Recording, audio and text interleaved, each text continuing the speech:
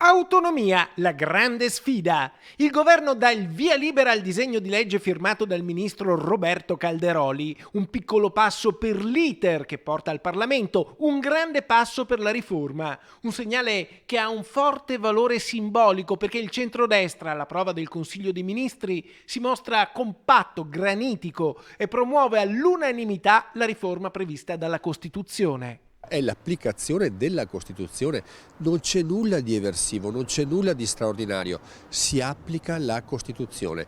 Non possiamo definire la Costituzione più bella del mondo solo quando la declama Benigni, che non è un costituzionalista, e quando invece la si vuole applicare nei fatti diventa un problema.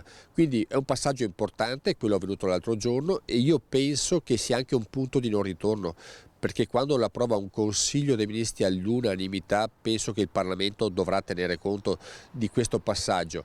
Il ministro Roberto Calderoli punta a terminare l'iter entro un anno, poi bisognerà decidere che materie trasferire alle regioni e con quali attribuzioni per poi stabilire i fondi che lo Stato riconoscerà per la gestione dei servizi. Un tema molto sentito in Veneto e in particolare a Vicenza, la provincia che nel referendum del 2017 ha segnato il record di affluenza alle urne e di sì all'autonomia.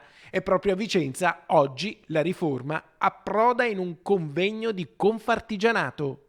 Siamo ad organizzare oggi questo incontro perché venga divulgato il più possibile questa opportunità e affinché i veneti, gli artigiani che hanno votato a suo tempo riescano adesso a capire che era una votazione giusta e ci auguriamo che questo dopo ricada sulle nostre famiglie e sulle nostre aziende. Sicuramente ottimizzare quelle che sono le risorse e spendere bene i soldi pubblici è fondamentale perché bisogna cercare di creare un volano che sia propositivo ma che crea un valore vero per le nostre imprese.